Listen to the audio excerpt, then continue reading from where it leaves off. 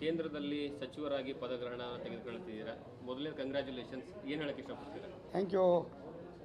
ದೇಶದ 3ನೇ ಬಾರಿಗೆ ಸನ್ಮಾನ್ಯ ನರೇಂದ್ರ ಮೋದಿ ಸಾಹೇಬರು ಪ್ರಧಾನಿಗಳಾಗುವ ಸಂದರ್ಭದಲ್ಲಿ ನಮ್ಮ ಪಕ್ಷ ನನಗೆ ತುಮಕೂರಿನಿಂದ ಅವಕಾಶ ಕೊಟ್ಟಿದ್ದನ್ನು ಸ್ವೀಕಾರ ಮಾಡಿ ಚುನಾವಣೆಯಲ್ಲಿ 1,75,560 ಮತಗಳಿಂದ ಗೆದ್ದಿದ್ದು ಮತ್ತು ಪಕ್ಷ ಕೊಟ್ಟಂಥ ಅನೇಕ ಟಾಸ್ಕ್ಗಳನ್ನು ಸ್ವೀಕಾರ ಮಾಡಿ ಕೆಲಸ ಮಾಡಿದ್ದು ಮತ್ತು ರಾಷ್ಟ್ರೀಯ ನಾಯಕರು ಮತ್ತು ನಮ್ಮ ರಾಜ್ಯದ ನಾಯಕರು ಒಟ್ಟಾರೆಯಾಗಿ ಕುಳಿತು ಚರ್ಚೆ ಮಾಡಿ ನಮಗೆ ಅವಕಾಶವನ್ನು ಕಲ್ಪಿಸಿಕೊಟ್ಟಿದ್ದಾರೆ.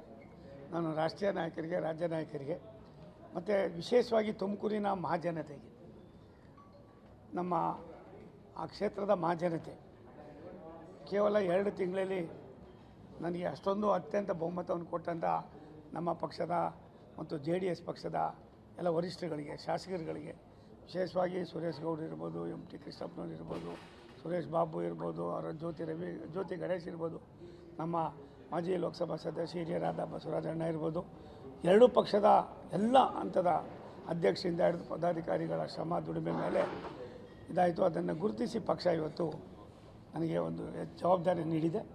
ಅದನ್ನು ನಾನು ಕಾಯ ವಾಚ ಮಾನಸ ಜನರಿಗೋಸ್ಕರವಾಗಿ ನನ್ನ 45 ವರ್ಷದ ಅನುಭವವನ್ನು ರಾಷ್ಟ್ರದಲ್ಲಿ ನನಗೆ ಬರ್ತಕ್ಕಂಥ ಕೆಲವಾರು ವಿಚಾರಗಳಲ್ಲಿ ತೊಡಗಿಸ್ಕೊಳ್ಳೋಕ್ಕೆ ಪ್ರಯತ್ನ ಮಾಡ್ತೀನಿ.